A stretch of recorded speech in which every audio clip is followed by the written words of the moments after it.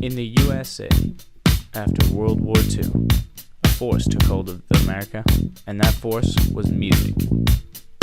The second half of the 20th century gave birth to many genres, including rock and roll, the king of which was Elvis Presley. Combining rhythm and blues with country, he changed the way people dressed, their hairstyles, and even behavior to one of a rebellious nature.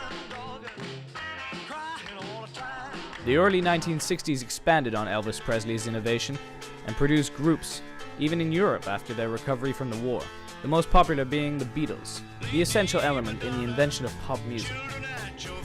At the end of this decade, disco music as well as reggae became the popular styles of music.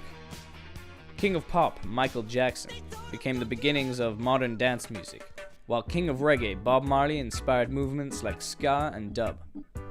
The 1970s, large hairstyles continued on to the 80s as hair metal and punk rock music developed.